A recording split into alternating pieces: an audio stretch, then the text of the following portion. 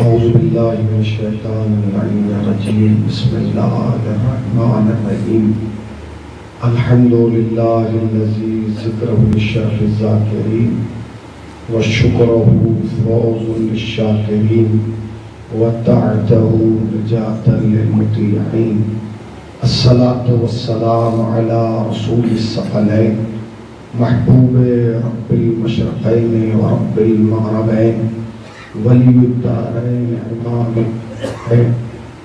جد الحسن والحسین ابی القاسم محمد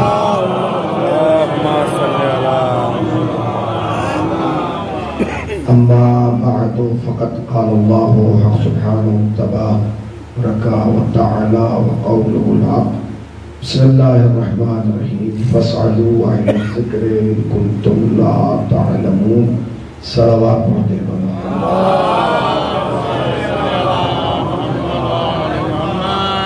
انتہائی واجب احترام مرحبا اور حاضرین فرش ادا مجلس اعزا ایک مرحوم کے سال ثواب کے لیے بعنوان مجلس کیسا پاکی گئی ہے اور ہم اور آپ جمع ہوئے ہیں ان کے اہل خانہ کو تعزیت پیش کرنے کے لیے اور صبر کی تلقین کرنے کے لیے یہی تعلیم حیات ہے اور یہی اصول زندگی کہ جب ہمارے درمیان سے کوئی مومن یا مومنہ اس دار فانی کو چھوڑ کر اس عالم بقا میں قدم رکھتا ہے تو ہم اس کے ایصال ثواب کے لیے مجلس حسین برپا کرتے ہیں۔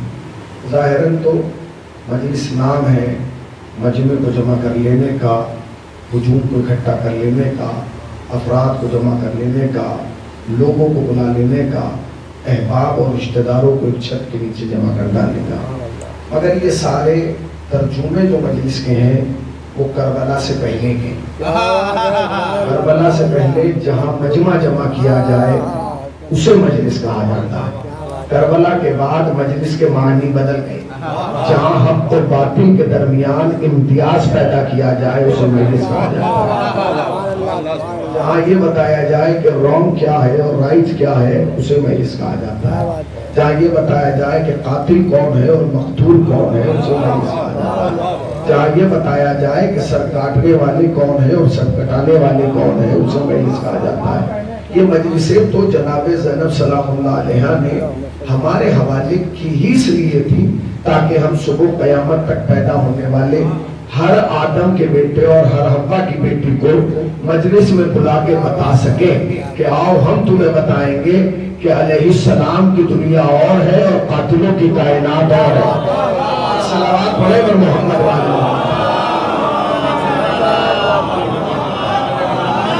یہ مجلس سید الشہداء بعنوان ایسا منعقد کی گئی ہے۔ دیکھیے ایک زمانہ تھا کہ جب مجلسیں ہوتی تھی تو عنوان دوسرے ہوا کرتے تھے، جیسے جیسے ماحول بدلا ویسے ویسے عنوانات بھی بدلے۔ جس آیت کریمہ کو تلاوت کیا گیا الحمدللہ ایک بھی مومن ایسا نہیں ہوگا جس نے وہ آیت سنی نہ ہو اور جس نے اس کا ترجمہ نہ سنا ہو اور جو اس کے حافظ نہ ہو۔ ارشاد باری تعالیٰ ہو رہا ہے فَاسْأَلُوا، سوال کرو۔ قرآن کی ایک آیت میں 3 پیغام ہیں۔ فَاسْأَلُوا، سوال کرو، اہل ذکر سے کرو اور ان چیزوں کے بارے میں کرو جنہیں تم نہیں جانتے، ان کو تم لا تعلمون۔ آیت 1 ہے، پیغام 3 ہے۔ پہلا پیغام تو یہ ہے کہ قرآن نے سوال کی اجازت دی ہے، سوال سے روکا نہیں ہے۔ قرآن کا سوال کے لیے اجازت دینا ہی اس بات کی دلیل ہے کہ سوال کی اجازت وہی ملتی ہے جہاں یقین ہو کہ ہم جواب دے دیں گے۔ دوسرے، قرآن نے سوال کی اجازت کے ساتھ یہ نہیں اجازت دی آپ کو کہ آپ جس سے چاہیں سوال کر لیں، ہریرا غیرہ نتھو خیرہ سے سوال کر لیا جائے۔ قرآن نے ایک گھر دکھایا ہے، ایک دروازہ دکھایا ہے، کچھ شخصیتوں کی طرف اشارہ کیا ہے۔ قرآن نے کہا جب بھی سوال کرنا اہل ذکر سے کرنا۔ میں قریب آگے ایک لفظ کہوں، یعنی قرآن کہنا چاہتا ہے کہ انسان جب بھی سوال کرنا اہل سے کرنا، نہ اہل سے نہ کرنا۔ اس لیے کہ نہ اہل سے سوال کرنا سوال کی بھی توہین ہے، سائل کی بھی توہین ہے۔ تو پہلے سوال کرنا ہے، پھر اہل ذکر سے کرنا۔ اس کے بعد قرآن نے قید لگائی ان کنتم لا تعلمون، سوال جب بھی کرنا اس چیز کے بارے میں کرنا جسے تم نہیں جانتے. اس کا مطلب یہ ہے کہ قرآن مزاج انسانی کو جانتا تھا. قرآن نے یہ قید اسی لیے لگائی کہ جب بھی سوال کرنا اس چیز کے بارے میں کرنا جسے تم نہیں جانتے. یعنی جب بھی انسان سوال کرے اپنا علم بڑھانے کے لیے کرے, دوسرے کا علم ناپنے کے لیے نہ کرے. سوال پڑھے نا محمد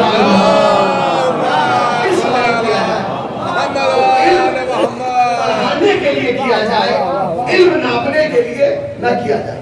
ہمارے یہاں جب بھی سوال ہوتا ہے علم ناپنے کے لیے کیا جاتا ہے, علم بڑھانے کے لیے نہیں کیا جاتا. یہی وجہ ہے کہ سماج میں سوال ہیں مگر صلاحیتیں نہیں ہیں. سوال ہونا اور ہے, صلاحیت ہونا اور ہے. اسلام نے کیا کہا, جب بھی سوال کرو ان چیزوں کے بارے میں کرو جنہیں تم نہیں جانتے. تو سب سے پہلے تو ہمیں 2 منٹ کے اندر یہ طے کرنا ہے کہ کون سی ایسی چیز ہے جسے ہم نہیں جانتے. کون سی ایسی چیز ہے جسے ہم نہیں جانتے. اچھا, بہت ساری چیزیں ایسی ہیں, ان گنت بے شمار لاتعداد چیزیں ایسی ہیں جنہیں ہم نہیں جانتے, آپ نہیں جانتے.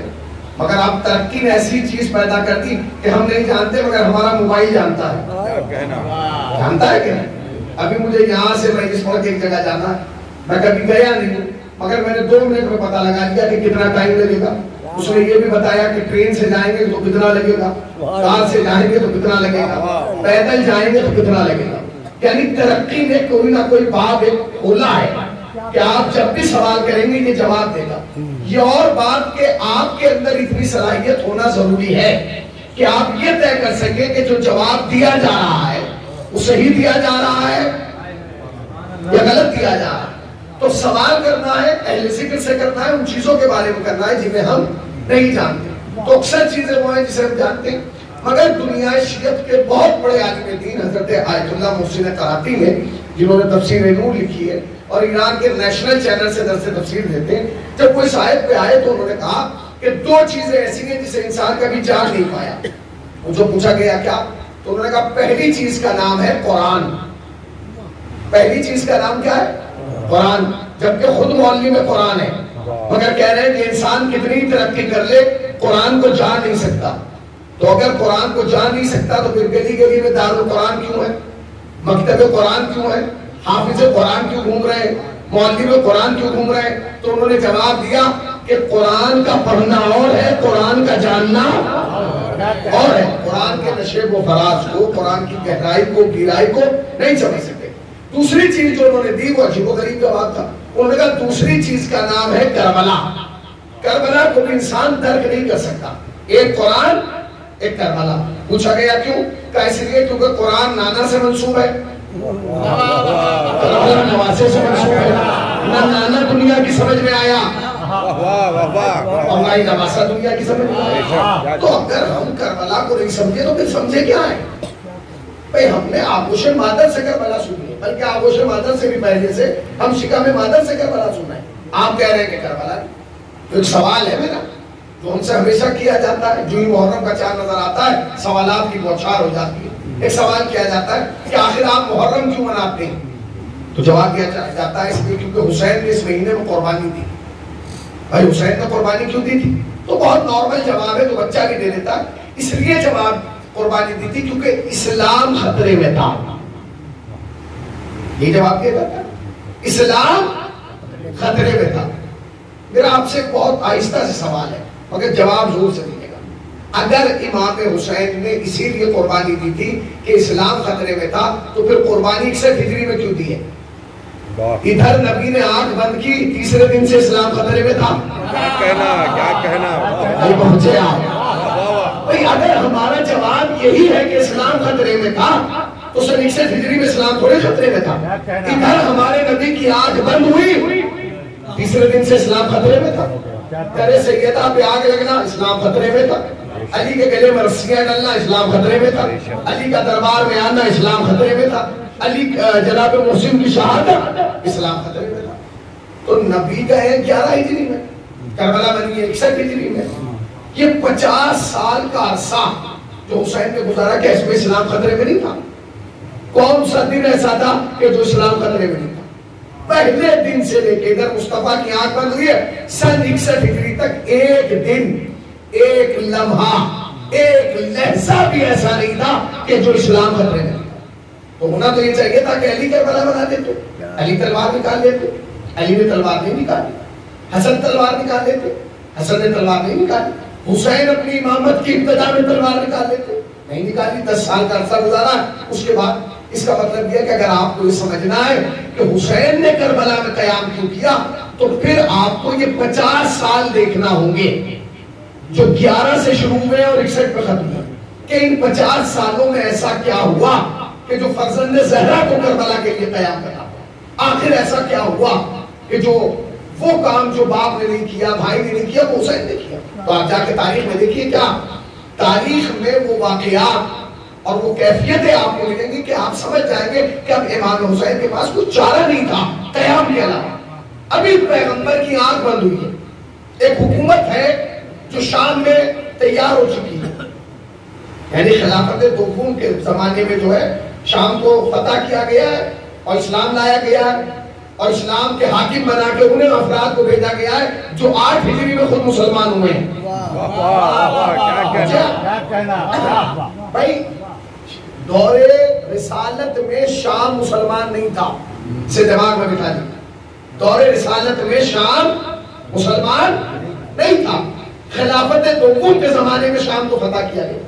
اب جب شام کو فتح کیا گیا تو وہاں ضروری تھا کہ ایک حاکم بھیجا جائے اور ایک مبلغ بھیجا جائے. تو حاکم کسے بنا کے بھیجا گیا؟ امیر شام کے بڑے بھائی کو. وہ حاکم بن کے گئے. جب اس کا انتقال ہو گیا تو چھوٹے بھائی کو حکومت دے دی گئی. تو حاکم کی حیثیت سے کون بیٹھا ہوا ہے؟ امیر شام. امیر شام خود اسلام کا بنایا ہے اس کا باپ. تو جا کے تاریخ دیکھیے سن 8 ہجری میں، یعنی نبی کے وفات سے 2 سال پہلے کے اسلام لائے. ابھی نے خود نہیں پتا کہ اسلام کیا ہے اور یہ مبلغ اسلام بن کے شام جا رہے ہیں. کیسے سمجھ رہے؟ اب یہ حکومت یہاں تیار ہو گئی. اب یہ 50 کیا کیفیت گزر رہی ہے وہ سمجھیے. ایک تازہ مسلمان انسان کو حاکم بنا کے تخت پہ بٹھا دیا گیا ہے اور اب جو اس نے آرڈر دینا شروع کیے وہ سن گیا. پہلا آرڈر انہوں نے یہ دیا کہ تاریخ میں بہت بڑا جلیل القدر نام ہے جناب عباس، آنکھوں کی بینائی جا چکی ہے. انہوں نے اپنے شاگرد کو بلایا اور بلا کے پوچھا کہ اگلا مہینہ کون سا ہے؟ تو اس نے کہا کہ اگلا مہینہ ذوالحج کا. کہا تو کہا بھائی ذوالحج کا ہے، پتہ نہیں کب تک چراغ حیات ساتھ دے اور کب بجھ جائے. لہٰذا بس تجھ سے اتنی گزارش ہے کہ جب ذوالحج کا چاند نظر آ جائے تو تم میرا ہاتھ پکڑ کے مجھے خانہ کعبہ تک پہنچا دو. اس نے کہا کہ ٹھیک ہے. استاد کا حکم تھا. شاگرد نے ہاتھ پکڑا اور ذوالحج کی ابتدائی تاریخوں میں لا کے صحن کعبہ میں کھڑا کر دیا. اب جب صحن کعبہ میں کھڑا کیا تو جناب عباس نے اپنے شاگرد سے پوچھا یہ بتاؤ میں کہاں کھڑا ہوں؟ اس نے کہا حضور آپ خانہ کعبہ میں کھڑے. تو کہنے لگے اگر خانہ کعبہ میں کھڑا ہوں تو کیا کوئی حاجی نہیں آیا؟ اس بار کوئی حج کرنے نہیں آیا؟ تو اس نے کہا نہیں استاد آپ نابینا ہیں، آپ کو نظر نہیں آ رہا، لاکھوں کی تعداد میں لوگ کعبے کا طواف کر رہے ہیں. تو عباس نے چبھتا ہوا جواب دیا، کہنے لگے کہ میں اندھا ہوا ہوں، بہرا نہیں ہوا. اگر تجھے حاجی حج کرتے ہوئے نظر آ رہے ہیں تو مجھے طواف کرتے ہوئے سنائی کیوں نہیں دے رہے ہیں؟ اور کیا اس کا مطلب یہ ہے کہ عباس کے اس جواب سے پتا چلا کہ حج دیکھا بھی جاتا ہے اور حج بھائی یہ کون سا عمل تھا جو سننا چاہتے تھے. جو لوگ خانہ کعبہ گئے ہیں وہ بتائیں گے کہ جب آپ خانہ کعبہ کا چکر کاٹیں گے تو خاموش نہیں رہیں گے بلکہ طالبیہ ایک آواز بلند کریں گے لبیک اللہم لبیک لا شریک لک لبیک. عباس کو وہ آواز ہی نہیں آئی تو انہوں نے اشکال وارد کیا کہ وہ آواز کیوں نہیں آ رہی ہے. شاگرد نے منہ پہ ہاتھ رکھا اور بغل میں لایا. استاد اب وہ آواز نہیں آئی. کیوں نہیں آئے گی؟ اس لیے کہ بس ختم ہو گئی. تو کیا شریعت مصطفیٰ بدل گئی؟ نہیں شریعت نہیں بدلی ہے، حکومت بدلی ہے. ہوا کیا؟ آپ شریعت نہیں بدلی ہے، حکومت کا ہوا کیا؟ کہا شام کے بادشاہ نے حکم دیا ہے کہ جسے بھی حج کرنا ہے وہ چپ چاپ کرے، خانہ کعبہ کے صحن میں کوئی شور و غل نہ مچائے. انہوں نے کہا واہ ابھی تو مصطفیٰ کا کفن بھی میلا نہیں ہوا اور انہوں نے شریعت کو بدل دیا. ذرا مجھے خانہ کعبہ کے قریب لے کے چلو. شاگرد نے ہاتھ پکڑا اور خانہ کعبہ کے قریب لائے. عباس نے دونوں ہاتھوں کو بلند کر کے کہا لبیک اللہم لبیک لا شریک لک لبیک. طواف کرتے ہوئے حاجیوں نے عباس کو دیکھا، ایک دوسرے کے کوہنیاں مارنا شروع کی اور مار کے کہنے لگے جب یہ صحابی ہو کے بادشاہ کی نہیں مانتا، جب یہ صحابی ہو کے نہیں مانتا ہم امتی ہو کے کیوں مانے؟ اور لوگوں نے عباس کی آواز میں آواز ملانا، اگر جملہ کہوں، اگر اس روز نبی کا صحابی آواز بلند نہ کرتا تو 2021 میں بھی حج خاموش ہوتا۔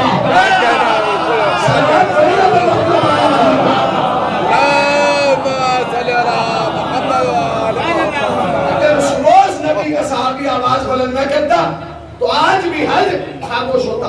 تو پہلا کام جو ہوا پیغمبر اسلام کے بعد جو شام کے حاکم نے کیا وہ یہ کیا کہ حج خاموش کر دیا گیا، یعنی اللہ کے گھر میں اللہ کی لبیک بند کر دی گئی۔ پہلا کام حاکم شام نے جو حکم دیا وہ یہ دیا کہ اللہ کے گھر میں اللہ کی لبیک بند کرا دی۔ دوسرا کام کیا ہوا؟ نبی کے ایک صحابی ہیں عبدالرحمن، انہیں لوگ نام سے جانتے، شکل سے نہیں جانتے کہ یہ، جو زمانے میں سوشل میڈیا کا کوئی زمانہ تھا نہیں کہ فیس بک پہ نام لکھ کے پتہ لگا لیں، یہ آئے شام میں، پیغمبر کے بعد شام آئے۔ اب جو یہ شام میں داخل ہونے لگے تو اب تو شہروں کے دروازے نہیں ہوتے، پرانے زمانے میں شہروں کے دروازے ہوتے۔ انہوں نے دیکھا کہ جو انٹری گیٹ ہے جس سے جانا ہے اس پہ 10 اونٹ کھڑے ہیں اور 10 اونٹوں کی حفاظت کے لیے 100 سپاہی نیزہ لے کے کھڑے ہیں۔ تو انہوں نے دیکھا تو انہیں اونٹ کی پشت خالی نظر آئی، تو انہوں نے ایک سپاہی کو بلا کے کہا یہ تم حفاظت کس کی کر رہے ہو؟ تو اس نے اشارے سے کہا کہ ان کی۔ تو جو ان کے ساتھ افراد تھے انہوں نے کہا ذرا دیکھ کے آؤ کہ اونٹ کس نسل کے ہیں کہ جو 10 اونٹوں کی حفاظت کے لیے 100 سپاہی کریں۔ آپ نے غور کیا؟ صحابی نے کہا جاؤ دیکھ کے آؤ کہ اونٹ کس نسل کے ہیں۔ اس کا مطلب یہ ہے کہ عربوں میں اونٹ بھی نسل دیکھ کے رکھے جاتے تھے۔ آپ پہنچے ہی نہیں، ہمیں افسوس تو اسی بات کا ہے کہ اونٹ تو نسل دیکھ کے رکھ رہے تھے، منبر پہ بغیر نسل دیکھ کے بٹھا دیا۔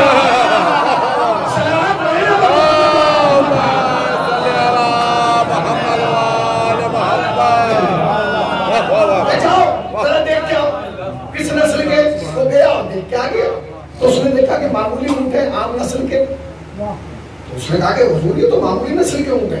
انہوں نے ایک سپاہی کو بلایا اور کہا کہ تمہارا دماغ خراب ہو گیا، عرب کی اتنی گرمی کہ پرندہ ان کے چھت سے اس پہ نہیں جا پا رہا، درمیان میں گر رہا ہے، تم نیزے لے کے کھڑے ہو۔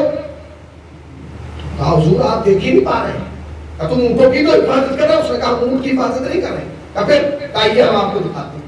اب جو قریب گئے تو پتا چلا جس کلر کا اونٹ ہے اسی کلر کی ایک مشکیزہ ادھر ٹنگی ہے، ایک ادھر ٹنگی ہے۔ تو انہوں نے کہا کہاں کس کی حفاظت کر رہے ہیں؟ انہوں نے کہا اس میں کیا ہے؟ کہا اس میں روم سے شراب آئی ہے، اس کے لیے بادشاہ کے لیے ہم اس کی حفاظت کر رہے ہیں۔ اور جملہ آہستہ سے کہوں، اگر الہٰباد آگرہ نبی کا سچا صحابی تھا، پکا صحابی تھا، اصلی صحابی تھا، بغل میں کھڑے ہوئے سپاہی سے نیزہ لیا اور جلدی جلدی مشکیزوں میں گود دیا، شراب بہنے لگی۔ سپاہیوں نے اونٹوں کو چھوڑا، بڑے میاں کو پکڑ لیا۔ انہوں نے کہا مطلب بھائی کچھ تو لے کے جانا پڑے گا، خالی آپ تھوڑی جائیں گے۔ لائے دربار میں، اب کیفیت سمجھ رہے ہیں، سامنے تخت پہ بادشاہ بیٹھا ہے، ادھر سے ان کی انٹری ہوئی، دونوں طرف درباری بیٹھے۔ تو بادشاہ نے پوچھا یہ بوڑھا کون ہے؟ میں نے کہا حضور یہ بوڑھا نہیں ہے، نبی کے صحابی ہیں۔ ہوں گے کیا کیوں آئے؟ حضور یہ آئے نہیں، ہم لانے ہیں۔ تو کیوں لائے ہو؟ مجرم ہے، جرم کیا ہے؟ حضور جرم تو اتنا بڑا ہے کہ آپ نے جو پی ہے یہ سب اتر جائے۔ بتاؤ وہ جو ہم شام سے لا رہے تھے نا، روم سے بچاتے ہوئے چھپاتے ہوئے، کہا کہ انہوں نے مشکیزہ میں نیزہ مار کے سب بات، تاریخ کہتی ہے جتنی چڑھی تھی سب اتر۔ کہنے لگے اتنا بڑا جرم کر کے زندہ ہے تو پھر قتل کر دو، گردن مار دو۔ بادشاہ کا حکم تھا، جیسے ہی کہا فوراً سپاہی تلوار لے کے آگے بڑھا، تلوار اٹھائی، چاہتا تھا کہ قتل کرے۔ تاریخ میں ایک نام ہے جو آپ نے بہت سنا ہے، عمر عاص، وہ کود کے سامنے آیا، اس نے کہا بادشاہ سلامت، جان کی امان پاؤں تو ایک بات کہوں، کہ انہیں مت ماریے مجھے مار دیجیے، انہیں قتل مت کیجیے مجھے قتل کر دیجیے۔ بادشاہ نے کہا پہلے یہ ہوگا بعد میں تو دونوں کو کیوں کرے؟ کہ اسے اس وجہ سے کہ اس نے شراب پائی ہے اور تجھے اس وجہ سے کیونکہ تو نمک حرام نکلا ہے۔ اس نے کہا میں نے کون سی نمک حرامی کی؟ کہنے کا دربار میرا ہے، غلام میرا ہے، کھلا میں رہا ہوں، پلا میں رہا ہوں، عیش و آرام میں دے رہا ہوں، اور بچا تو اس بوڑھے کو رہا ہے۔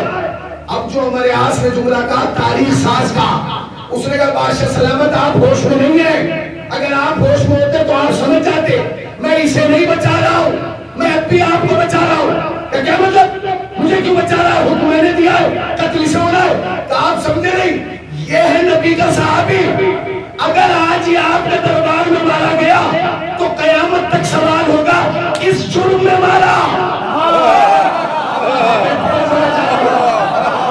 کس جرم میں مارا، جرم کیا تھا، کس وجہ سے مارا، کس خطا پہ مارا۔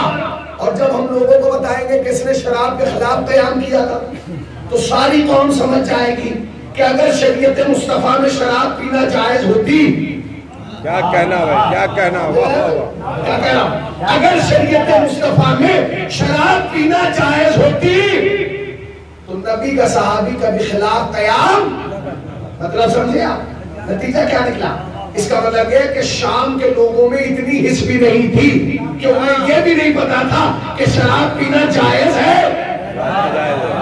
یا اچھا بھائی یہ تمیز کون بتائے گا، یہ تہذیب کون بتائے گا کہ جائز ہے یا ناجائز؟ یہ تو اوپر والا بتائے گا نا۔ شام کی تاریخ پڑھ کے دیکھ لیجئے، اوپر والا بھی پی رہا تھا، نیچے والا بھی پی رہا تھا۔ یہ تہذیب اور یہ تمدن تو ختم ہو گیا تھا، یہ کلچر کے فرق کہ جائز ہے یا ناجائز۔ تو پیغمبر کے بعد جو دوسرا کام شام میں کیا گیا وہ یہ کہا گیا کہ حس ختم کر دی گئی کہ شراب جائز ہے یا ناجائز ہے۔ اب تیسرا کام سنیے، روح کاٹ جائے گا۔ تاریخ میں ایک نام ہے صحابی کا جو آپ کے امام بارگاہ کی چھت سے والا ہے، ابو ایوب انصاری۔ کس نے نہیں سنا؟ جناب ابو ایوب انصاری کا نام کس نے نہیں سنا؟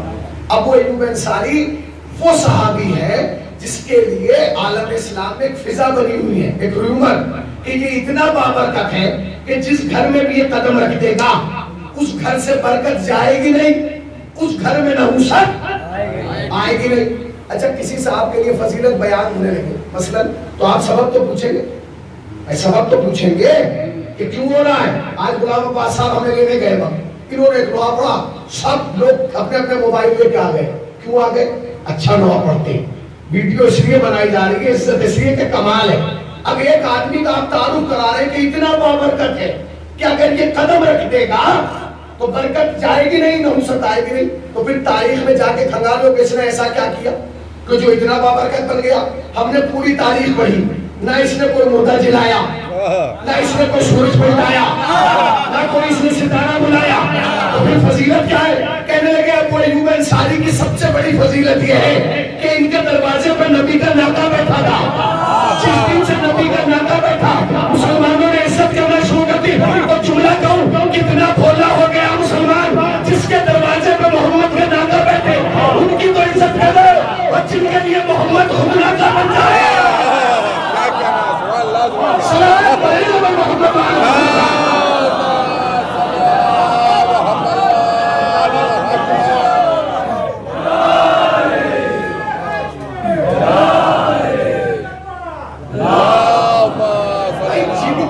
جس کے دروازے پہ نبی کا ناکا بیٹھ رہا ہے اس کی تو تم عزت کر رہے ہو، اور جن کے لیے نبی خود ناکا بن رہے ہیں۔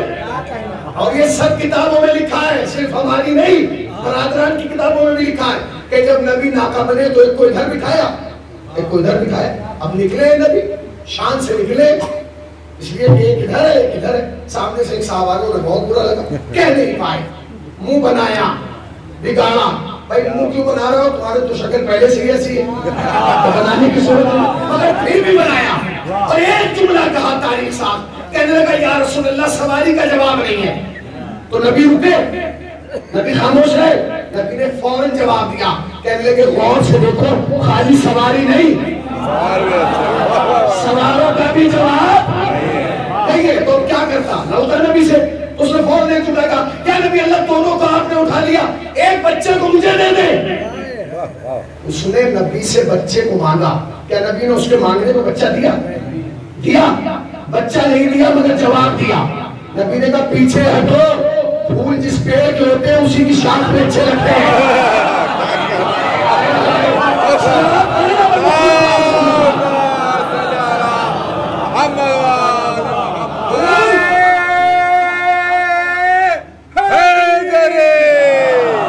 پھول جس پیڑ کے ہوتے ہیں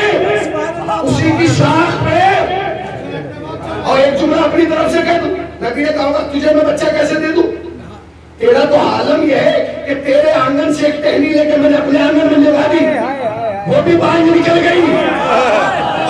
پہنچے سلام. کیا کہنا محمد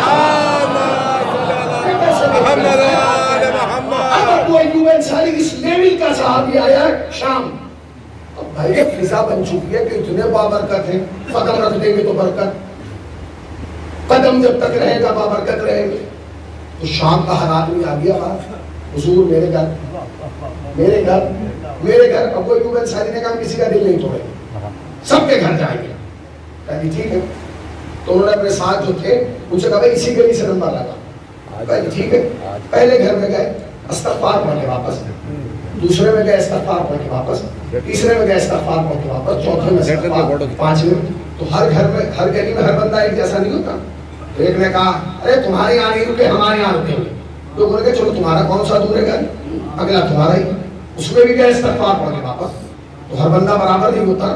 اور تو دبے ہوئے تھے, گھبرائے ہوئے تھے. ابو ایوب انصاری ہے, نبی کا صحابی ہے, اتنے بڑا نام رکھتا ہے, مگر وہ نہیں ڈرا.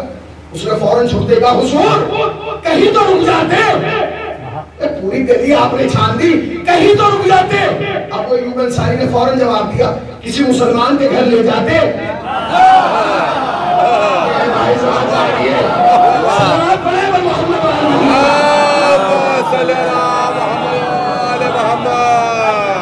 حضور کہیں تو رک جاتے.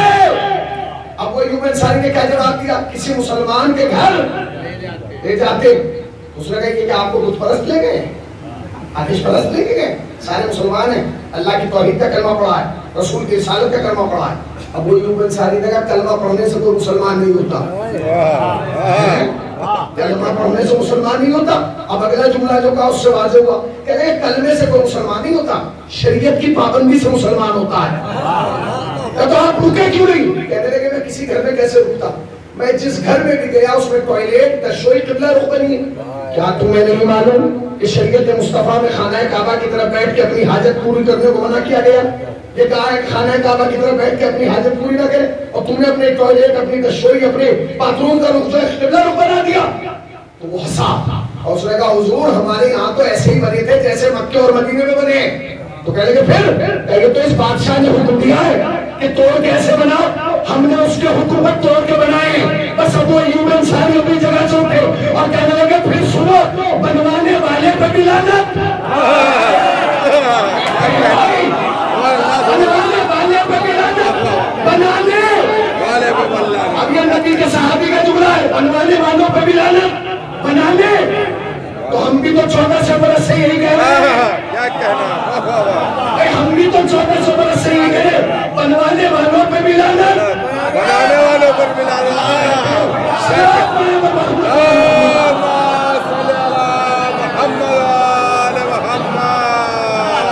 ابھی نبی کو گئے ہوئے 50 سال نہیں ہوئے, یہ سب ہو گیا. حج خاموش کر دیا گیا, شراب جائز کر دی گئی, گھروں کے نقشے بدل دیے گئے, لوگ خانہ کعبہ کی طرف منہ کر کے اپنی حاجت پوری کرنے لگے. انہوں نے کہا جی شام میں سارے گھروں میں ایسا, پھر کیا کریں؟ تو انہوں نے کہا ہم رکیں گے نہیں, ہم واپس جا رہے ہیں. انہوں نے کہا چاہیے کوئی گھر ایسا ہے نہیں کہ جس میں آپ کو بٹھایا جا سکے, آپ کی پذیرائی کر سکے, آپ کی مہمان نوازی کر سکے. سب کے گھروں میں چلے. بادشاہ کو پتا چلا اب وہ ایوب انصاری بغیر ملے جا رہے ہیں. انہوں نے کہا فوراً لے کے آؤ. کہا حضور کرنا ہے کہ زندہ یا مردہ, صحابی یہاں چاہیے. آپ نے غور کیا یہ زمانہ کتنی جلدی بدلتا ہے. کل صحابہ کے نام پر تلواریں نکلی تھی, آج جھنڈے نکل رہے ہیں. محسوس کیا فرق دیکھیے, انقلاب زمانہ دیکھیے, کیفیت کو محسوس کیجئے. سپاہی آ گئے, ابو ایوب انصاری شام کی سرحد سے باہر نکل رہے. انہوں نے کہا کہاں جا رہے ہیں بلنگیا؟ واپس. کیسے نہیں جا سکتے, آپ کو امیر نے بلایا ہے. اور جیسے ہی کہا نا بھائی امیر نے بلایا ہے, تو ابو ایوب انصاری نے ان کا چہرہ دیکھ کے کہنے لگے ان فقیروں کے شہر میں بھی کوئی امیر ہے, اس فقیر کے شہر میں بھی کوئی امیر ہے. اور امیر تو بس ایک ہے جسے مصطفیٰ نے سوالات کے مطلب بلایا.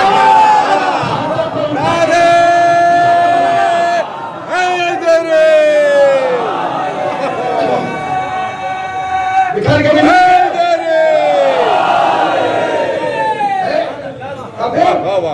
نہیں جاؤں گا کسی امیر سے ملنے. انہوں نے تلوار نکال. انہوں نے کیسے نہیں جاؤ گے, جان کا بچہ نوازی میں آیا بھائی. انہوں نے کہا چلو. اب تو محسوس کیجئے گا جملے, اب نبی کا صحابی ہے, دربار میں آئے, کیفیت سمجھ رہے ہیں, دونوں طرف درباری بیٹھے, سامنے بادشاہ بیٹھا. ابو ایوب انصاری نے دربار میں انٹری کی, ایک بار بادشاہ کو دیکھا بس, اور پھر منہ یوں کر کے کھڑے ہوئے. چیف منسٹر کے سامنے, گورنر کے سامنے آپ منہ یوں کر کے کھڑے ہو جائیں, وہ بھی بھرا ہوگا دربار.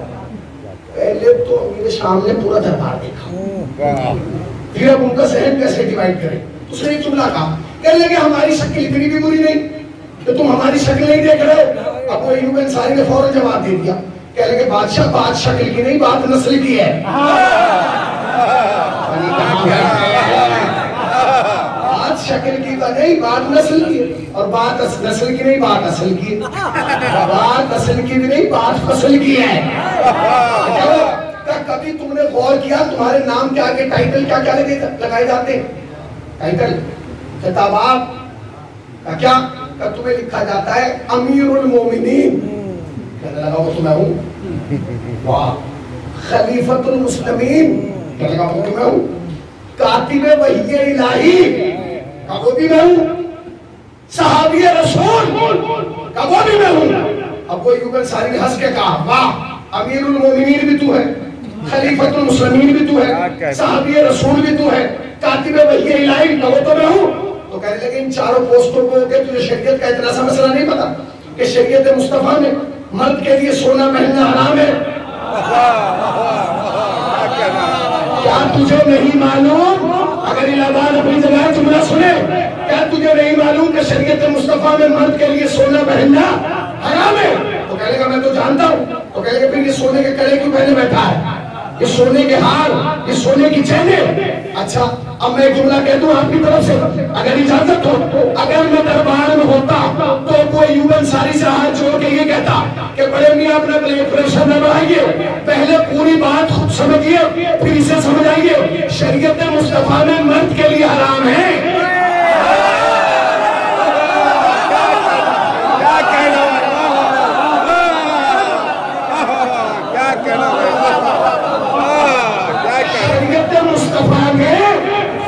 مرد کے لیے حرام ہے, اور خیبر کے بعد نبی نے مرد کی پہچان.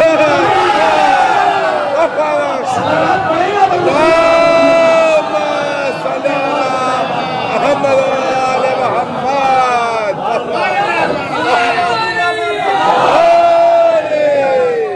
شریعت مصطفیٰ میں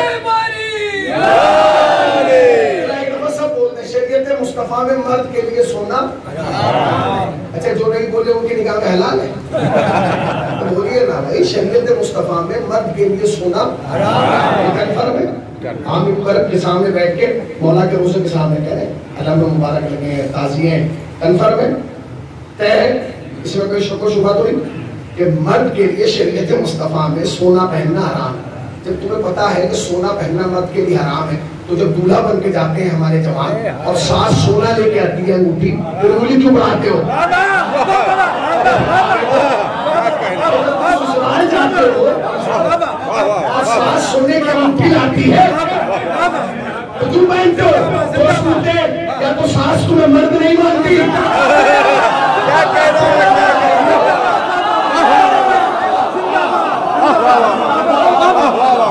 ساس تمہیں مرد نہیں مانتی, کیا ساس شریعت نہیں جانتی؟ ایک صاحب سے پوچھا میں جب تمہیں پتا ہے کہ شریعت مصطفیٰ میں مرد کے لیے سونا ہے پھر پہن کے کیوں آیا ہے؟ مولانا کیا کروں, نکاح کے ٹائم اتار دوں گا. اس کا مطلب تجھے پتا ہے کہ یہ پہننا حرام ہے. تو میں نے کہا کیوں پہنی؟ کہ ساس نے پہنا دی. تو میں نے کہا کیا قبر میں ساس آئے گی؟ تو چپ ہو گیا. میں نے کہا چپ کیوں ہو رہا ہے, جواب دے. کہنے لگا جی پتہ نہیں. میں نے کہا کیسے پتہ نہیں, جہاں ساس نہیں آئے گی وہاں ساس آئے گی. صلوات پڑھو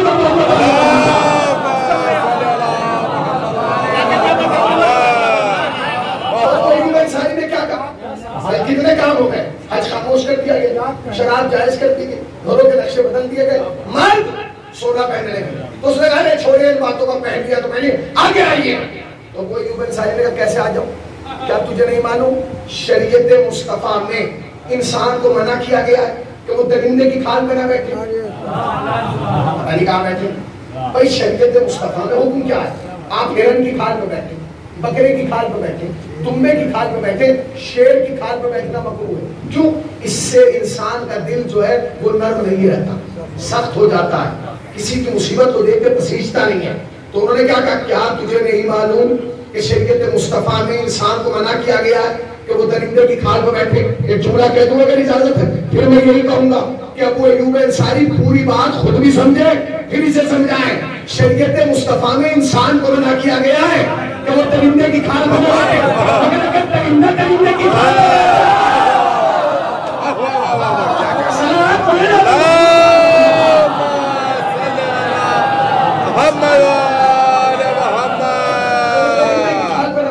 اگر درندے کی کھال تو کتنے کام ہو گئے. ابھی نبی کو کہے وہ 50 سال نہیں گزرے، حج خاموش کر دیا گیا، شراب جائز کر دی گئی، گھروں کے نقشے بدل دیے گئے، مرد سونا پہننے لگے، انسان درندے کی کھال پر بیٹھنے لگے. ایک دن ہمارے آس کو بادشاہ نے بلایا، اے بادشاہ نے کہا ادھر آؤ. وہ آ گیا، غلام تھا، نوکر تھا، خادم تھا. کہہ لگے یہ دیکھو. سنائیے تو میں روز دیکھتا ہوں. کیا دیکھتا ہوں؟ لشکر ہے، اسے کیا دیکھنا کہ میں روز دیکھتا ہوں جب یہاں سے گزرتا ہوں. کہنے لگے آپ لشکر نہیں. اس نے کہا اس میں خاص کیا ہے؟ کہنے لگے یہ میں نے اپنے دل سے تیار کیا. اس نے کہا آپ کے دل سے کیا مراد ہے؟ کہنے لگے بھائی کچھ نہیں پتا زندگی کب دھوکہ دے جائے، کب شب حیات خاموش ہو جائے. یہ بس چاہتا ہوں کہ زندگی میں ایسے ایک بار آر پار کی ہو جائے، آر پار کی ہو جائے. اس نے چہرہ دیکھے کہا جی آپ کے جذبے کو سلام، پہلے آر کی کر لیجیے، آر کی تو بعد میں دیکھی جائے. کہنے کیا مطلب؟ کہ جتنا بڑا آپ نے لشکر تیار کیا آپ جانتے نہیں علی جتنے بڑے بہادر ہیں، جری ہیں، اس سے کہیں بڑے خطیب ہیں. جب گھوڑے کی زین کے منبر پہ بیٹھ کے علی ایک دفعہ کہیں گے نا انا علی ابن ابی طالب، تو یہ جتنے تم نے تیار کیے آدھے تو گھر ساتھ روکیں گے، آدھے وہ ہیں جو وہیں بیٹھ جائیں گے، اور آدھے علی کے پاس جا کے کہیں گے مولا ہمیں تو پتہ ہی نہیں تھا کہ ہمیں بلایا کیوں، ہم تو غلطی نہ پتہ ہی نہیں. اس نے چہرہ دیکھ کے کہا کیا تم مجھے بیوقوف سمجھتے ہو؟ کیا تم مجھے بیوقوف سمجھتے ہو؟ اس نے کہا حضور سمجھنے کی کیا بات ہے، بس سوچا آپ کے ساتھ رہتا ہوں. سمجھنے کی کیا بات ہے آپ کے ساتھ رہتا ہوں. علی چاہے جتنی لمبی تقریر کر لے، نہ ان میں سے کوئی بھاگے گا نہ ڈرے گا، کچھ نہیں، یہی رہیں گے. اس نے کہا کیوں؟ ہاں اب کے میں نے انہیں کرائے پہ نہیں بلایا، انہیں پالا ہے. کیا مطلب؟ کہنے لگا انہیں 6 مہینے سے مال حرام کھلا رہا ہوں، اور مجھے پتا ہے جس کے پیٹ میں حرام ہو اس کے حلق سے علی نہیں اترتا.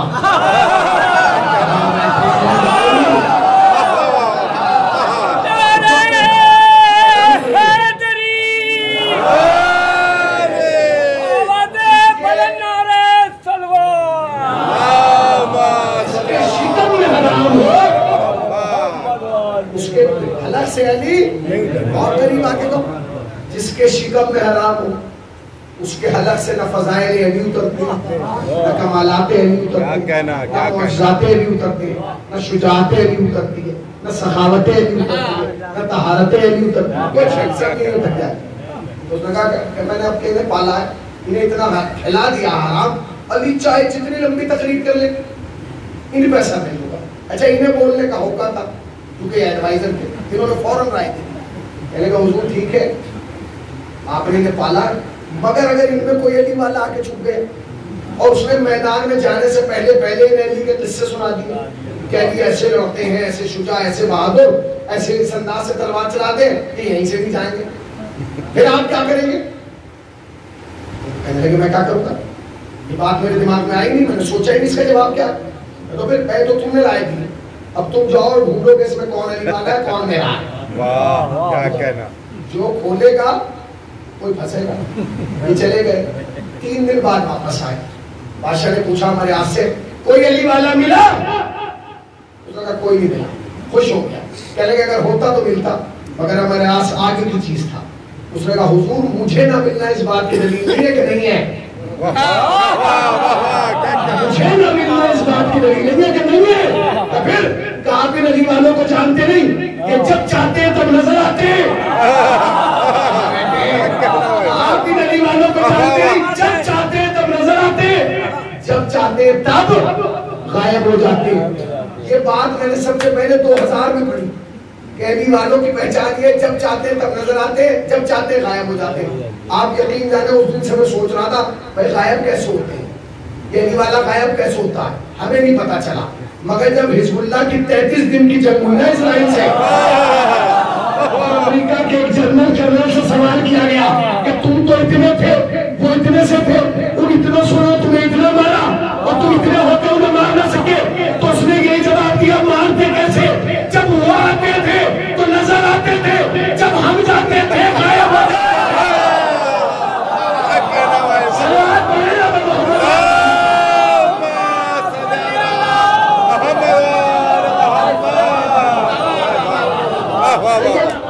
جب ہم جاتے تھے جب وہ آتے تھے تو نظر آتے، جب ہم جاتے تھے تو وہ غائب ہو جاتے.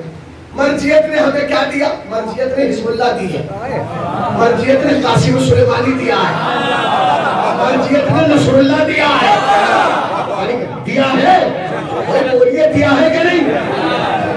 اور آپ نے کیا دیا؟ آپ نے علماء کو گالیاں دی ہے، آپ نے علماء کی توہین کی ہے، آپ نے علماء کے سامنے زبان درازی کی ہے، اور آپ سوچ رہے ہیں ہم نے بہت کچھ کر دیا. کچھ نہیں کیا. یاد رکھنا شیعت سے ٹکرانے کے لیے پہلی شرط یہ ہے کہ کم سے کم بندہ یزید ہو. اب ممبئی گئے، ممبئی مجلس پڑھی، مجلس کے بعد ایک صاحب آ گئے، کہنے لگے آپ نے مرجیت کو پوری تقریر کر دی. کہا بھائی ضرورت ہے، جس چیز جون سی بیماری ہوتی ہے دوا وہی دی جاتی ہے. ہم نہیں مانیں گے، ہم مرجع کو نہیں مانیں گے. تو میں نے کہا بھائی کیوں نہیں مانیں گے؟ تو کہنے لگے شیعت کے لیے کیا کیا ہے؟ تو میں نے کہا کیا نہیں کیا، آپ کیا کروانا چاہتے ہیں؟ تو کہنے لگا کہ بس کچھ بھی ہو ہم نہیں مانیں گے، ہم مرجع کو مانیں گے. میں نے آہستہ سے جملہ کہا کہ اگر مرجع کو نہیں مانتا تو جا مر جا، اگر مرجع کو نہیں مانتا تو جا. آپ بھی کہیے نا جو مرجع کو نہیں مانتا جا مر جا. تو کہنے لگا وہ کیا کیا ہے؟ میں نے کہا آپ کیا کرانا چاہتے ہیں؟ کہنے لگے دیکھیں لبنان میں اتنے مارے گئے، شیعہ اتنے مارے گئے، پاکستان میں اتنے مارے گئے، پارا چنار میں اتنے مارے گئے، حلب میں اتنے مارے گئے، رقہ میں اتنے مارے گئے، سامرا میں اتنے مارے گئے، کازمان میں اتنے مارے گئے، ہر جگہ شیعہ مارے جا رہے، اور مرجع اپنے گھر میں بیٹھے، یہ باہر نہیں نکل رہے. میں نے کہا آپ کیا چاہتے ہیں؟ ہر بات پہ آیت اللہ سیستانی باہر نکلے، ہر بات پہ آیت اللہ خامنئی کہنے گے نہیں نکلنا چاہیے. میں نے کہا یاد رکھ کیسا بھی وقت آئے شیعوں کا مرجع باہر نہیں آئے گا. کہنے گا کیوں نہیں آئے گا؟ میں نے کہا انہیں باہر آنے کی ضرورت ہی نہیں ہے. ان سارے مرجعوں نے مل کے ایک شیر پالا ہے جس کا نام ہے رسول اللہ.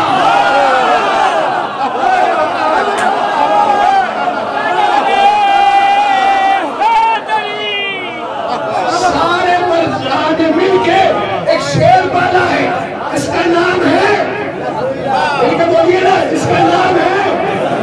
اور اس کا کمال یہ ہے کہ وہ بولتا تو لبنان میں ہے مگر سعودیہ کے ایوانوں کے دروازے بند ہو جاتے ہیں،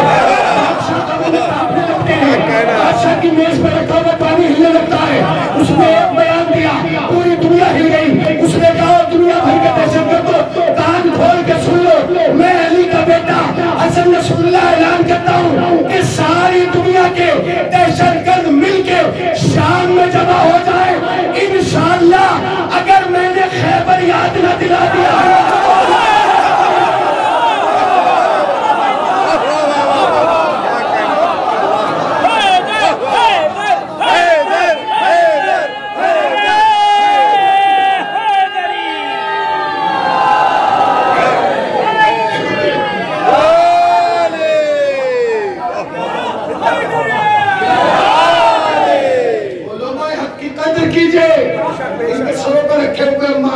میں نہیں شریعت کا تاج ہے. یہ شکر ادا کرو کہ اللہ نے جیسے تمہیں علماء دیے نا جتنے خوبصورت، ایسے تو لوگوں کے پاس امام بھی نہیں ہے.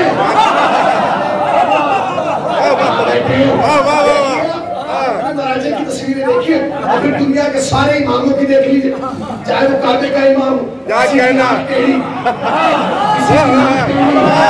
کا منہ ٹیڑھا.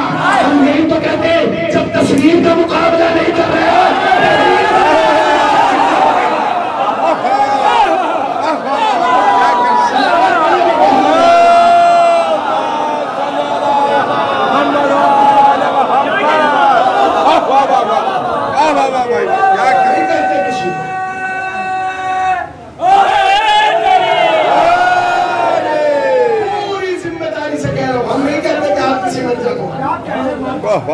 سے کہہ رہا ہوں، آپ اسے ریکارڈ کر لی. ہم نہیں کہتے کسی کو کہ مر جا تو مان. ہزاروں نہیں مانتے، تم بھی نہ مانو. ہندو نہیں مانتے، بت پرست نہیں مانتے، سکھ نہیں مانتے، عیسائی نہیں مانتے. ہم کہتے ہیں کسی کو مان، تم بھی نہ مانو. مگر ہمارے مراجع کو گالی نہ دو، برا نہ کہو، اس لیے کہ تم پر کوئی احسان ہو نہ ہو، ہم پہ بہت بڑا احسان ہے. ہمارے ابا کا جو نکاح پڑھا گیا ہے سیدھا انہی کی توضیح سے آیا ہے. صلوات پڑھیں تو محمد آلہ.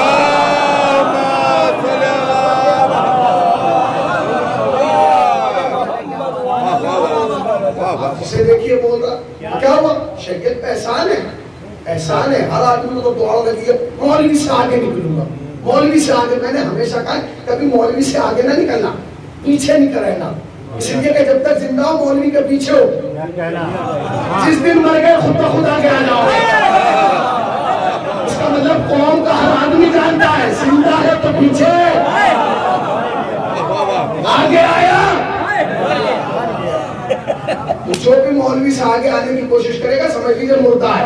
ذہنی طور پہ بھی مردہ ہے، فکری طور پہ بھی مردہ ہے، شعوری طور پہ بھی مردہ ہے، ہر اعتبار سے مردہ ہے.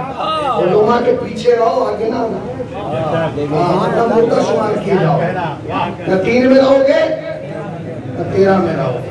یاد رکھنا پہلے تو پرانے زمانے میں خالی علم نظر آتے تھے، کسی امام بارگاہ میں مرجع کا فوٹو نظر نہیں آتا تھا. اب ہر جگہ لگا ہوا. کیوں؟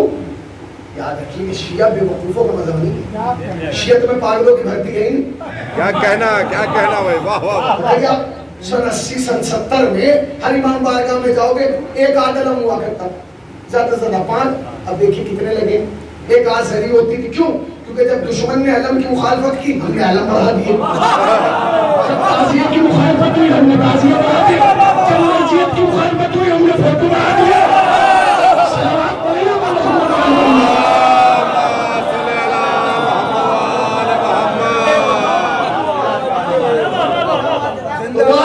انہوں نے کہا کہ بھائی پتہ کرو کون ہے. اس نے کہا کہ آپ جانتے ہیں یہ علی والوں کا مزاج ہے، جب چاہتے تب نظر آتے، جب چاہتے تب غائب ہو جائے. کہا ملا؟ کوئی نہیں ملا. اس نے کہا پھر کیسے پکڑا جائے گا؟ اس نے کہا ایک فارمولہ ملا، فارمولے سے پکڑا جائے گا کون علی والا ہے کون آپ. اس نے کہا بھائی فارمولہ بتاؤ. کہنے کہ فارمولہ یہ ہے کہ 3 دن آپ کے لشکر میرا سارے بے چین ہیں، اس طرح بھی کیفیت میں. اس نے کہا کہ اس طرح بھی کیفیت میں بہترین کھلا رہا ہوں، بہترین پلا رہا ہوں. کہنے کا موت آ رہی ہے. موت اس لیے آ رہی ہے کیونکہ آپ نے کل کا اعلان کیا ہے کہ کل علی کے خلاف جائیں گے، کل قیام کریں گے، کل کوچ کریں گے. تو آپ بھائی اس بات کی موت ہے تو کیا علی سے ڈر رہے؟ علی سے نہیں ڈر رہے. کل ہے بدھ، پرسوں ہے جمعہ. یہ اس ٹینشن میں ہے کہ اگر کل چلے گئے تو پرسوں کا کیا ہوگا. سمجھے ہی نہیں آپ. کل ہے بدھ، پرسوں ہے جمعہ. انہیں ٹینشن یہ ہے کہ کل گئے تو پرسوں کا کیا ہوگا. تو بادشاہ نے کہا کچھ بھی نہیں ہوگا. یہ سوچ رہے ہیں جمعہ کیسے پڑھیں گے. تو کہنے لگا ایسا ہے سکھاؤ کہ یہیں رک جائیں جمعہ تک، جمعہ پڑھ کے چلیں گے. اس نے کہا ایسے علی والا نہیں پکڑا جائے گا. تو پھر تو ان سے کہو کہ چٹائی اور اگلے میں دبا لیں جہاں جمعہ ہے گا. کہاں بیٹھے جہاں جمعہ ہے گا وہاں جمعہ. اس نے کہا ایسے بھی علی والا نہیں پکڑا جائے گا. اس نے کہا تو پھر فارمولہ کیا؟ کہنے کہ صبح ہوتے ہی اونٹ کو بیٹھو اور میدان میں چلے جاؤ اور سارے لشکر سے کہنا پریشان نہ ہو، کسی کا جمعہ نہیں چھوٹے گا، سب جمعہ پڑھیں گے. تو نیچے سے لوگ کہیں گے حضور کیا ہم جمعے تک یہیں رکیں گے؟ تو تم کہنا نہیں. تو لوگ کہیں گے حضور کیا جمعہ ہم راستے میں پڑھیں گے؟ تو کہنا نہیں. تو لوگ کہیں گے جب ہم نہ یہاں رکیں گے نہ وہاں پڑھیں گے تو پھر جمعہ کیسے ہوگا؟ تو کہنا پریشان نہ ہو ہم جمعہ بدھی کو پڑھ لیں گے. ہم جمعہ کہ امیر شام کو کتنا یقین تھا، کتنا یقین تھا. اس نے کہا میں نے انہیں حرام کھلایا. تو بدھ کی بات کہہ رہا میں منگل کو پڑھوا دوں، اتوار کو پڑھوا دوں، پیر کو پڑھوا دوں. ارے جس دن تو گئے اس وقت پڑھواؤں. اس نے کہا حضور آپ کے پکڑے جانے کی تھوڑی بات ہو رہی کہ آپ کے والوں کو پکڑنا ہے. پکڑنا تو علی والے کو ہے. کہاں بیٹھے؟ پکڑنا تو علی والے کو ہے. کیا مطلب؟ جیسے ہی ہم کہ آپ کہیں گے کہ ہم جمعہ بدھ کو پڑھیں گے، جو آپ کے والے ہیں وہ تو چپ بیٹھے رہیں گے اور جو بھی علی والا ہوگا وہ کھڑا ہو کے کہے گا بادشاہ تیرا دماغ خراب ہو گیا، کہیں جمعہ بھی بدھ کو پڑھا جاتا ہے. بادشاہ نے فوراً کہا میں یار یہ کیسے ہو سکتا ہے کہ میرے ہزاروں چھپ رہے اور علی والے 2-4 بھی ہو تو بول جائے، کیا انہیں موت سے ڈر نہیں لگتا؟ اس نے کہا دہشت والی والے کو سمجھائی نہیں، یہ گردن پر تلوار برداشت کر سکتے، شریعت کی توہین ہے۔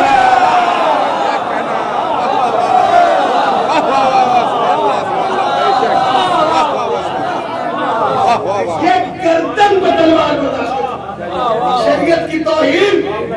اب سمجھے؟ آپ سمجھے میں کیا کہہ رہا ہوں؟ ابھی آپ سمجھے ہی نہیں تو سمجھ گئے تو سب کچھ ہوگا، علی والا نہیں ہوگا۔ نہیں پہنچے، اگر پہنچ جاتے تو پھر یہ خاموشی ٹوٹ جاتی۔ اب میں آپ سے ایک بات پوچھ رہا ہوں، بہت آہستہ سے بتائیے، بھائی جمعہ بدھ کو پڑھا گیا کہ نہیں؟ یہ سب تو نہیں بولے بھائی جمعہ بدھ کو پڑھا گیا کہ نہیں؟ لیڈر والے کو بولیں گے بھائی جمعہ بدھ کو پڑھا گیا کہ نہیں؟ تو پھر کہتے کیوں نہیں؟ جس نے پڑھوایا اس پہ بھی لعنت، اور جنہوں نے پڑھا اس پہ بھی لعنت۔ سمجھے آپ؟ پھر دوبارہ آئیں گے، کتنے کام ہو گئے؟ ابھی نبی کو گئے ہوئے 50 سال نہیں ہوئے، حج خاموش کر دیا گیا، شراب جائز کر دی گئی، گھروں کے نقشے بدل دیے گئے، مرد سونا پہننے لگے، انسان درندے کی کھال میں بیٹھ گیا۔ جمعہ یہ واقعہ ہنسنے کے لیے نہیں، یہی وہ واقعہ تھا جہاں سے تاریخ میں موڑ آیا، اور بادشاہ سمجھ گیا کہ مسلمانوں کا ضمیر اتنا مردہ ہو گیا کہ اب آسان ہے کہ ان کے سروں پر یزید جیسا شخص مسلط کر دیا جائے۔ کیا کیفیت ہے؟ معیار کیا بچا ہے بھائی؟ جمعہ بدھ کو پڑھ رہے ہیں، اب کیا بچا؟ اب یزید بیٹھے ہیں، یزید کا باپ بیٹھے، بربر پڑھتا ہے، طے کر دیا گیا اب کچھ نہیں ہو سکتا کہ یزید کی مخالفت کر ہی نہیں سکتے کیونکہ ضمیر مردہ ہو۔ اب بادشاہ نے کیا کیا؟ جاتے جاتے یزید کی خلافت کا اعلان کر گیا اور اسے حاکم بنا گیا، اس کے نام خط لکھ گیا اور کانیاں دی ہوئی غسل بیٹھ گیا۔ اب یزید تخت پہ آ گیا۔ اب خواجہ حسنی کا جملہ سن لیجیے اور لطف لیجیے، ہر بات ہمت سے بیان نہیں کیا مگر اشارہ آپ کو سمجھا دیں۔ خواجہ حسنی کہتے ہیں کہ جب یزید اپنے باپ کے مرنے کے بعد تخت پہ آیا تو یزید اپنے باپ سے ایک قدم بھی پیچھے نہیں تھا، سب کچھ وہی کرتا تھا جو اس کا باپ کرتا تھا، گھر کے اندر بھی وہی کرتا تھا بھائی، گھر کے اندر بھی وہی کرتا تھا اور گھر کے باہر بھی وہی کرتا تھا۔ مگر اس کے بعد خواجہ حسنی لکھتے کہ یزید اپنے باپ سے ایک قدم بھی پیچھے نہیں تھا، 2 قدم آگے نکل گیا۔ کیا مطلب؟ کہنے لگے اس نے 2 کام ایسے کیے جو اس کے باپ نے بھی نہیں کیے۔ وہ 2 کام کیا تھے؟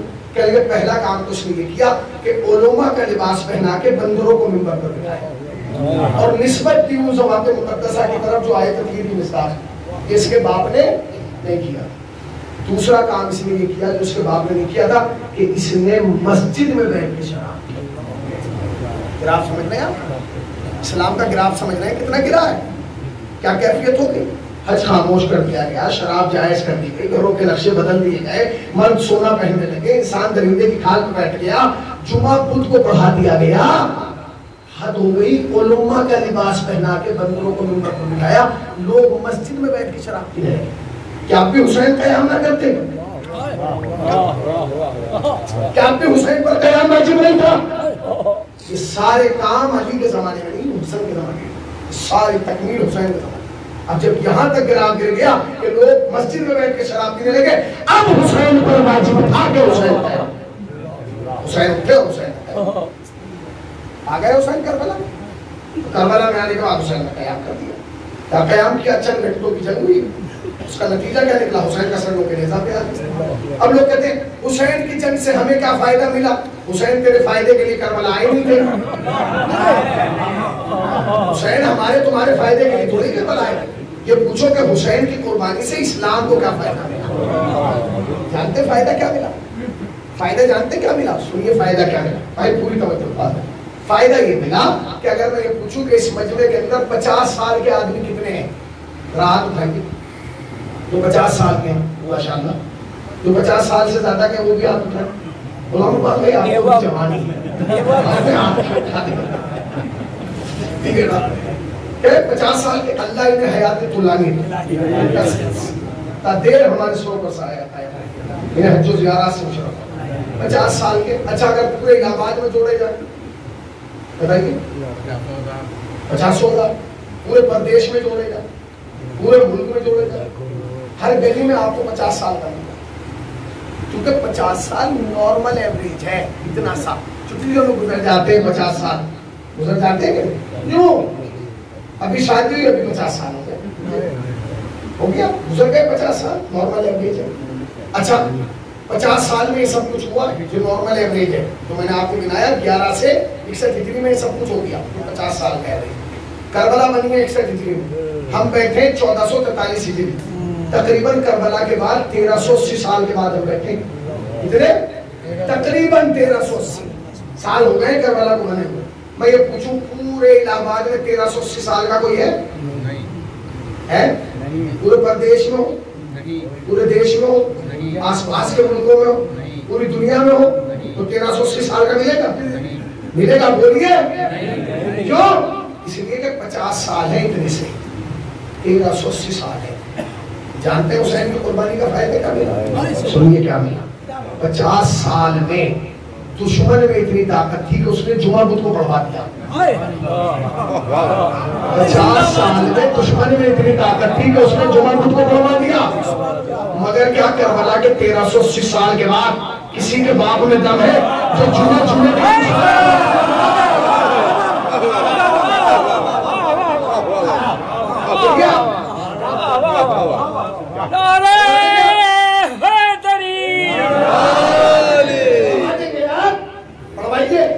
صاحب آ کے کہیں گے میرا دل چاہ رہا شام کو پڑھاؤ، تو کہیں گے شام کو کیسے پڑھا گیا؟ تیرے باپ کی شریعت ہے، جمعہ کے ٹائم ہوگا، نہ 1 منٹ ادھر نہ 1 منٹ ادھر۔ بھیا یہ بیداری کس نے دی؟ امیت کس نے دی؟ یہ طاقت کس نے دی؟ کہہ رہے ہو حسین کی قربانی کا فائدہ۔ 50 سال میں دشمن میں اتنی طاقت تھی کہ اس نے جمعہ بدھ کو پڑھوا دیا، مگر کربلا کے 1380 سال کے بعد اگر جمعے کے ٹائم ہو رہا ہے تو احسان ہے حسین کا۔ اب ہوتے ہیں نا ہر دور میں فتنے ہوتے ہیں، ایک فتنہ نکل کے آیا تھا ابھی چند سال پہلے، ذاکر نائک کوئی سی بات پہ لگا ہوا تھا، حسین ہار گئے یزید جیت گیا، حسین ہار گئے یزید جیت گیا۔ میں نے کہا چل تیری مان لیتے ہیں کہ حسین ہار گئے یزید جیت گیا، اگر یزید جیتا ہے تو جمعہ بدھ کو کرا،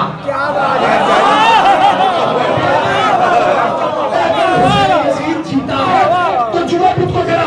کہنے لگا یہ تو نہیں ہو سکتا، میں نے کہا پھر چھوچ بند رکھ اور یاد ہے جب تک جمعہ کو ہوتا رہے گا حسین کی جیت گا۔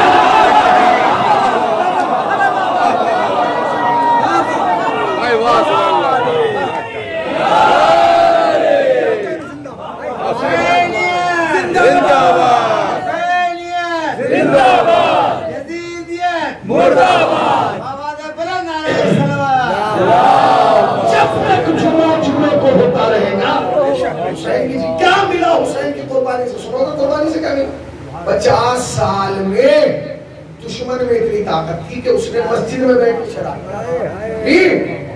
اب کربلا کا فائدہ جانتے ہو؟ کربلا کے 1380 سال کے بعد کسی کے باپ میں دم ہے تو مسجد کے سامنے شراب کی دکان کھلوا دے۔ شیعوں کی مسجد نہیں، کسی کی بھی مسجد ہو، حنفی مالکی حنبلی کھلوائیے، فوراً آ کے گربان پکڑے گا، بند کر۔ اس کا مطلب یہ ہے کہ جب تک مسجد کا احترام ہوتا رہے گا حسین کی جیت کا اعلان ہوتا رہے گا۔ بند کرائیے آپ، یہ تھوڑیت کس نے دی؟ حسین نے۔ 50 سال میں دشمن میں اتنی طاقت تھی کہ اس نے اللہ کے گھر میں اللہ کی لبیک بند کرا دی۔ کرائی کہ نہیں؟ کرائی؟ جبکہ اللہ کی لبیک محدود ہے، علماء سے پوچھ، خالی اللہ کی لبیک کا نعرہ خانہ کعبہ میں لگتا ہے، مسجد نبوی میں نہیں لگتا۔ کہ کوئی مسجد نبوی میں جا کے کہہ رہا ہو لبیک اللہم لبیک، لیکن جب تک کعبہ سامنے تب تک کہہ رہا۔ مسجد نبوی میں کوئی نہیں کہتا، کہتا ہے؟ مسجد اقصیٰ میں جا کے کوئی نہیں کہتا، اپنے شہر کی جامع مسجد میں آ کے کوئی نہیں کہتا، اپنے محلے کی مسجد میں کوئی آگے نہیں کہتا لبیک۔ اللہ کی لبیک محدود تھی، مگر حکومت میں اتنا دم تھا 50 سال کے کہ اس نے اللہ کے گھر میں اللہ کی لبیک بند کرا دی۔ کیا 1380 سال کے بعد کسی نے ماں نے وہ بیٹا پیدا کیا ہے جو حسین کی لبیک بند کرا دے؟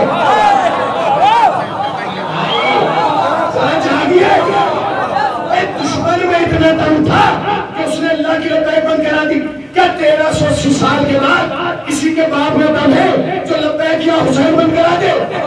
جبکہ اللہ کی لبیک محدود، حسین کی لبیک لا محدود، مجلس میں حسین کی لبیک، محفل میں حسین کی لبیک، خوشی میں حسین کی لبیک، غم میں حسین کی لبیک، شب داریوں میں حسین کی لبیک، جلوسوں میں حسین کی لبیک، بچپن میں حسین کی لبیک، جوانی میں حسین کی لبیک، بڑھاپے میں حسین کی لبیک، قسم میں حسین کی لبیک، قسم میں حسین کی لبیک، قسم میں حسین کی لبیک۔ اور اس لبیک یا حسین پہ ہمیں اتنا یقین ہے کہ آواز دے گا جب بھی ہمیں وقت کا حسین، قبروں سے ہم پکاریں گے لبیک یا حسین، لبیک یا حسین، لبیک یا حسین، لبیک یا حسین۔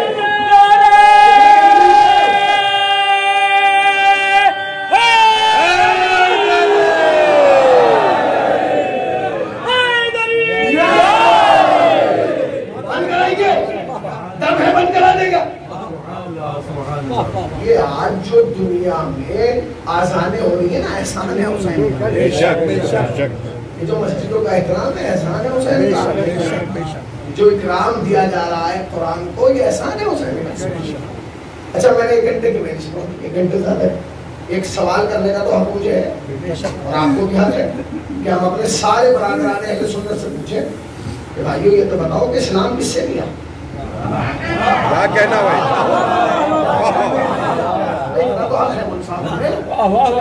کہ ہم پورے عالم اسلام سے پوچھیں کہ بھائی آپ نے اسلام کس سے لیا؟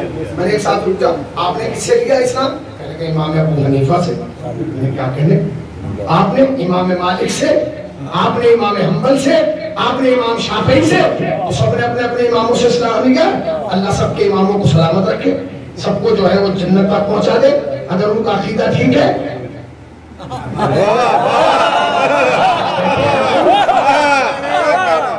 سب نے سب کچھ امتی کے طریقے کیا ہے، تو سب نے اپنے اپنے اماموں سے لیا، مگر پیش تو وہی ہے، بات تو واضح ہوئی نہیں۔ آپ کہہ رہے ہیں ہم نے اسلام امام مالک سے لیا، امام حنبل سے لیا، امام شافعی سے لیا، امام فلاں سے لیا۔ وہ لوگ آپ کو کہتے ہیں ان سے پوچھئے، کتابیں ہیں الہ آباد میں لائبریری ہے، جا کے دیکھ لیجئے۔ یہ چاروں امام کربلا کے ٹائم تھے ہی نہیں۔ کیا کہنا، کیا کہنا؟ چاروں کربلا کے بعد پیدا ہوئے، نہ شافعی تھے نہ حنبلی، کوئی نہیں تھا۔ کربلا میں خالی 2 اسلام تھے، ایک حسین والا ایک یزید والا۔ آپ نے کس سے لیا؟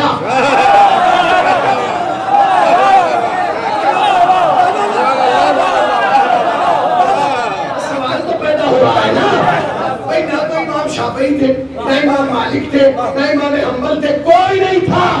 کربلا میں 2 اسلام تھے، ایک حسین والا ایک یزید والا۔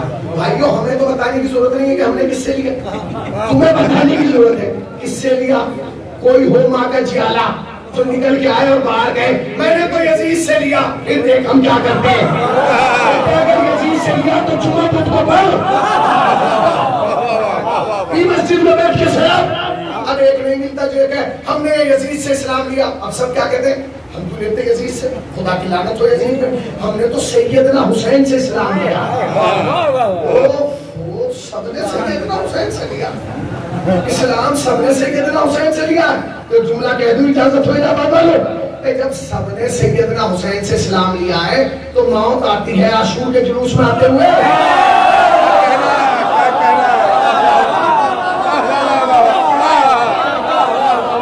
جب سب نے سیدنا حسین سے اسلام لیا ہے تو موت آ رہی ہے عاشور کے جلوس میں آتے ہوئے۔ وہ ہم نہیں آ سکتے، کیوں نہیں آ سکتے؟ کیونکہ ہم ماتم نہیں کر سکتے۔ تو تمہیں ماتم کرنے بلا کون رہا ہے؟ ماتم کرنے تمہیں کوئی نہیں بلا رہا۔ اور یہ شریعت کی تاریخ رہی ہے کہ ہم نے کبھی بھی حسین پہ ماتم کرنے کے لیے کرائے پہ نہیں بولا۔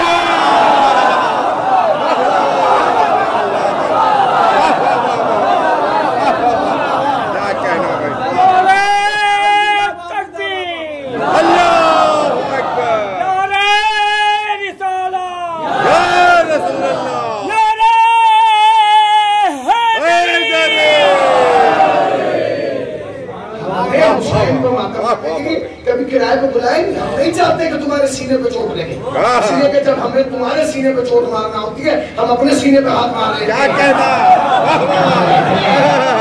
ہمیں معلوم ہے ہاتھ یہاں پر ہوتا ہے، درد وہاں ہوتا ہے۔ آؤ مجلسوں میں، آؤ جلوسوں میں، آؤ تعزیہ داری میں، تمہیں ماتم کرنے کوئی نہیں بلا، تم ہماری بغل میں کھڑے ہو۔ اور جب ہم سینے پہ ہاتھ مار کے کہیں ہائے حسین، تو تم کہنا دنیا والوں دیکھ لو میں حسینی پہلے ہوں حنفی بعد میں ہوں، حسینی پہلے ہوں مالکی بعد میں ہوں، حسینی پہلے ہوں شافعی بعد میں ہوں۔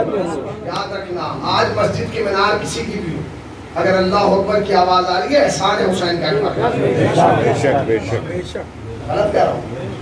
جو مناروں سے اللہ اکبر کی آواز ہے کس کا احسان ہے؟ حسین کے اکبر کا احسان۔ اگر آج مسجدوں میں مصلی باقی ہیں احسان ہے زینب کی چادر۔ بھائی بہن نے اپنا گھر ابھی جملہ کہہ دوں، حسین نے اپنا سب کچھ لٹا کے خدا کا سب کچھ بچا دیا، کچھ حسین سب کچھ لائے خدا نے، جو کچھ حسین کو خدا نے دیا تھا حسین نے سب کچھ خدا کی رحمت بچایا۔ کیا؟ خدا کی نماز، خدا کی آذان، خدا کا قرآن، نظام اسلام، سلسلہ نبوت۔ ورنہ یزید تو کہہ چکا کوئی نبی نہیں آیا، کوئی رسول نہیں آیا، کوئی قرآن نہیں آیا، کوئی وحی نہیں آئی، یہ تو بنی ہاشم کا ایک گاؤں تھا۔ اور حسین نے تلاوت کر کے بتایا کہ اگر قرآن نہ آتا تو تلاوت نہ ہوتا۔ سید سجاد نے بھرے دربار میں کہا اے یزید سن، یہ جو اشہد ان محمد رسول اللہ کی آواز گزری کون ہے؟ نبی ہے، رسول ہے۔ کیا کہا؟ آگے ہم نے سب کچھ لٹا دیا، خدا کے سب کچھ بچاؤ۔ خدا پر واجب ہے کہ قیامت تک حسین کے ذکر ہوگا۔ اس لیے کہ اگر آج دین کے نام پر کوئی چیز نظر آ رہی ہے احسان ہے حسین، اسلام کے نام پر سب کچھ نظر آ رہا ہے احسان ہے حسین۔ عزیزو، کل کی تاریخ الہ آباد کے اتہاس کی بہت بڑی تاریخ۔ کل 72 تابوت میں، ایک آدھ تابوت نہیں، 72 جملہ کہوں، تابوت اٹھانے کا ارمان تو سجاد کا بھی پورا نہیں ہوا۔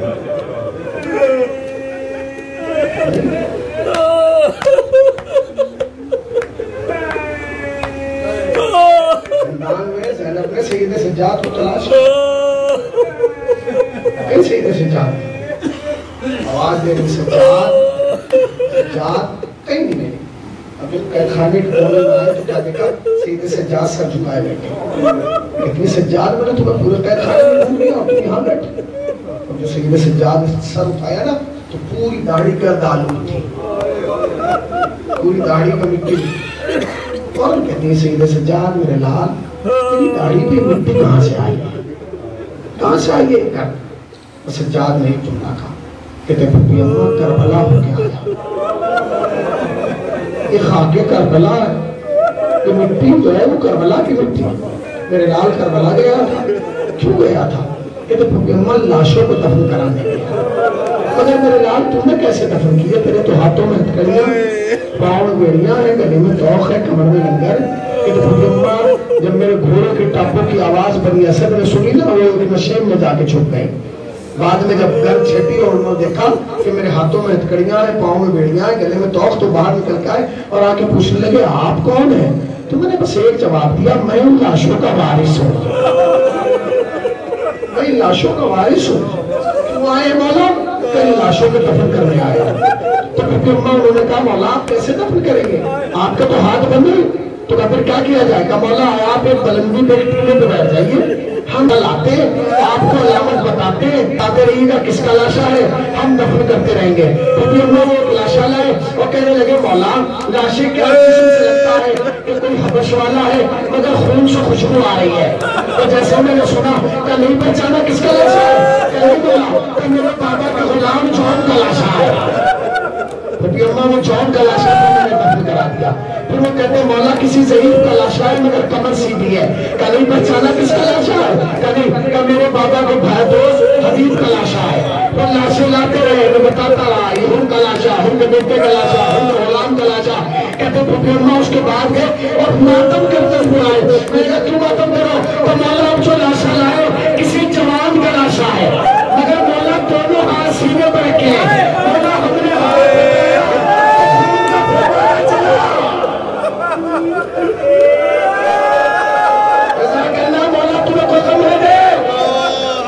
مولا جیسے ہی ہم نے ہاتھ اٹھایا خون کا پھوارا چلا۔ مولا کس کا لاشا ہے؟ آپ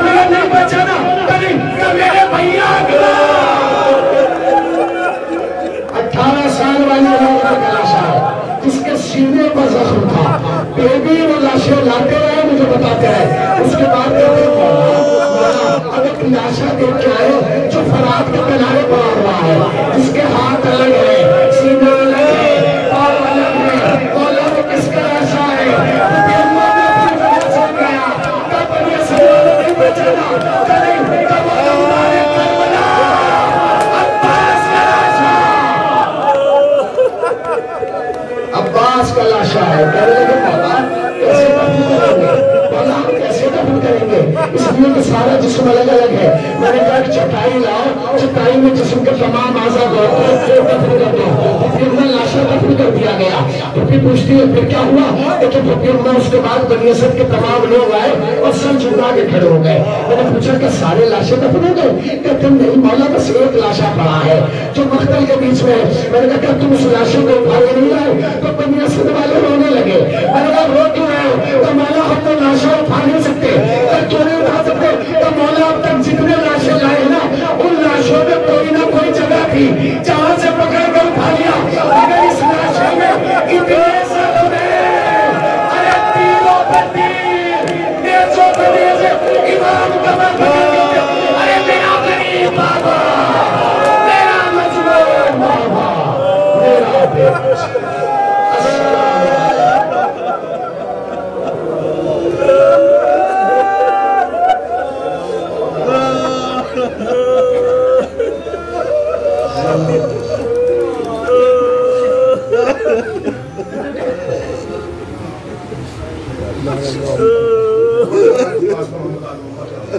ہماری کئی سی بات پوچھ رہا ہوں، سبب نجات تو شے آخرت خدا ہے کہ اس مرحوم کے سال ثواب کے لیے میری سزا بات کی گئی ہے۔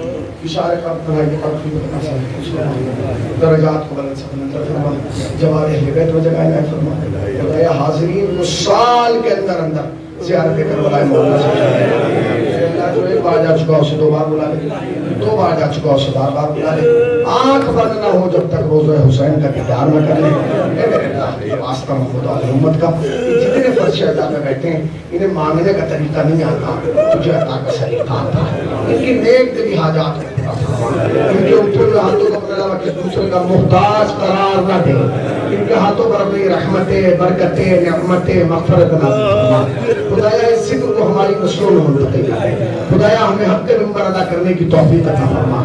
اے میرے اللہ کی واسطہ محمد والے محمد کا، ہمارے بزرگوں کا سایہ سے ان برقرار فرما، جو بیمار ہیں بے حد بیمار کربلا انہیں شفاء کاملہ اور صحت عاجلہ عنایت فرما۔ اے میرے اللہ کی واسطہ محمد والے محمد کا، تجھے واسطہ اہل بیت علیہ السلام کی عظمتوں کا، اس کورونا نام کی وبا سے عالم انسانیت کی حفاظت فرما، ملک عزیز ہندوستان کی حفاظت فرما۔ اے میرے اللہ کی واسطہ محمد کا، ہم وارث کو تو بے وارثوں کی طرح زندگی گزار رہے ہیں، ہمارے وارث حقیقی حضرت امام زمانہ کے ظہور میں تعجیل فرما، ہمیں سرکار کے اول و ثانی شمار فرما۔ حضرات ایک مرتبہ سورہ الحمد اور 3 مرتبہ سورہ اخلاص کی تلاوت فرما کر مرحوم مخبول نعیم الحسن صاحب کی روح کو ایصال فرما۔ نعیم الحسنین والد زاہد حسین